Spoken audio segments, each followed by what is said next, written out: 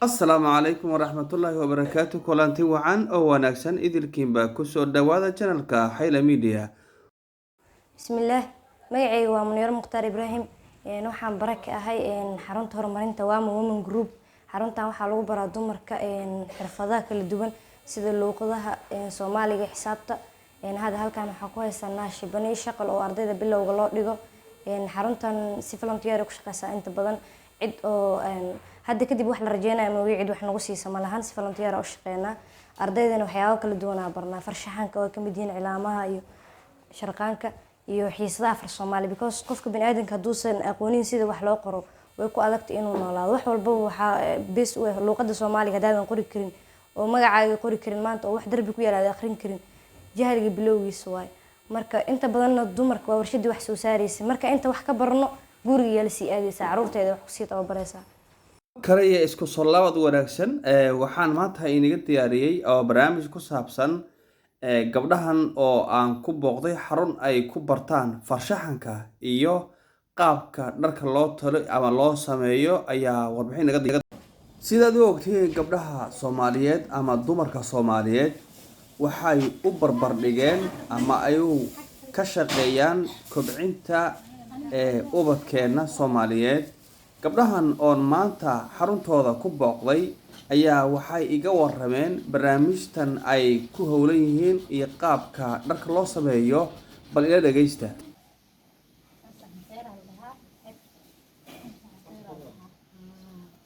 barta ka qabo halka ka qabo saxan feero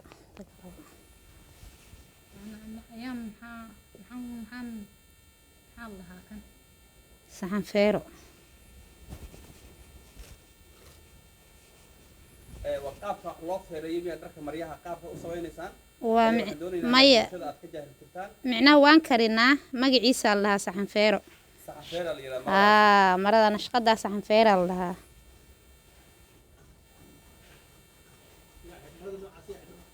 marada nooc ayaa xidhid xirmada gabdhaha xitaa dumarka ma xitaa mise dumarka xirto guryaha lagu gogladaa, go'i sariirta laga sameeyaa, gabsaarki baa laga sameeyaa, dirici baa laga sameeyaa.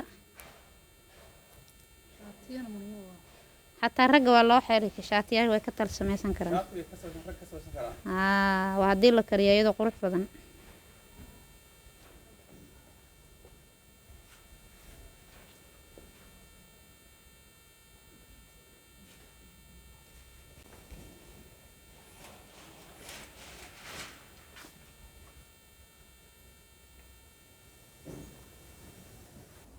magacaaga oo saddexan ayaan rabaa inaad ku bilowdo iyo waxaad qabataan meesha aad ka qabataan gabdhaha aad tababartaan kuna tababartaan cilaanka saarka cilaan saarka iyo dhar karinta iyo raashin karinta iyo waxyaabaha ay gabdhaha ka faa'iideen ayaan rabaa iyadoo walaashay inaad noogu bilowdo. soo dhawow. waan dhawahay. assalaamu calaykum.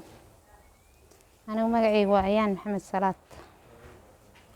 halka waxaan ku barnaa shaambada sida loo sameeyo, cilaanka, dharka, cunno karinta, Soomaaliga iyo xisaabta waa loo dhigaa, waa iskuul.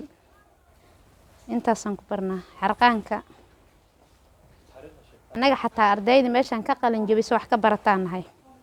marka adiga hadda marka meesha ka qalin jabiya meesha hadda macallin ka ah waayahay gabdhaha maxaad bartaan? anigu waxaan ahay macallin dharkaan baraa, macallin shaambo wuu leeyahay meesha, macallin xarqaana joogo, macallin Soomaali xisaaba joogo oo iskuulka dhigo, macallin cilaanka joogo, way badan yihiin macallimiinta. waayahay mid cunno karinta joogo. inta aad meeqa dafcadood ayaa ka baxday intaad joogteen meesha? meeqa qaybood baa dad ka baxay qalin jabiyay meesha? anaga hadda intaan joogno ugu yaraan 3 dibcadood baa ka baxday, wayna naga sii. okay gabdhaha meesha wax ka barta maxay faa'iido u leedahay cilaan saaridda iyo dhar karinta iyo harqaan baridda iyo kulli dabcan farto la bartana waa muhiim oo dadkeen wax la baro farta waxna ay akhriyaan waxna ay qoraan waa muhiim, laakiin cilaan saaridda waxyaabaha ay faa'iido u leedahay gabdhaha maxay tahay? wallahi in badan bay u leedahay, waxay faa'iido badan bay u leedahay. gabadha way shaqaysanaysaa, gacanteeda ku shaqaysanaysaa, cidna uma baahno. haday dharki kariso, haday shaambada qasto, haday cilaanki qorto, haday xarqaanki barato, waxyaalo badan oo maamooyinka Soomaaliyeed caawinaya ee u leedahay.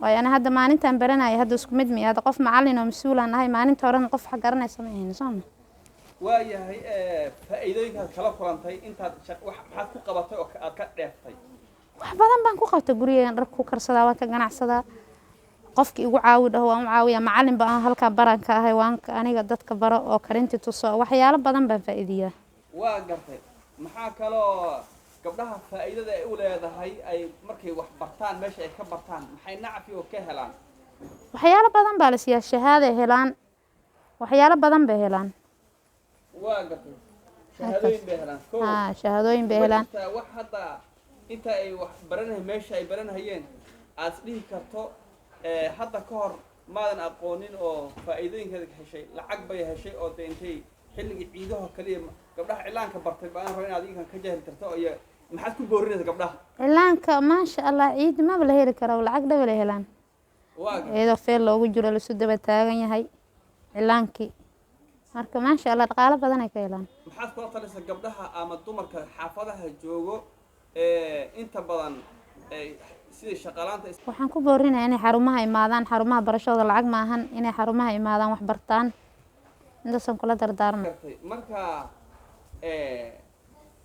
xagga nacfiga ama faa'iidada ay leeyihiin dhar karinta iyo cilaanka tee ugu dhaqsiya walaa qof walba horta hamiga ku xiranta qof walba wuxuu maskaxdiisa isku borgaraamay inuu barto wuu baran karaa waxay doonaan ha ahaadaan qof walbana hamiyuu leeyahay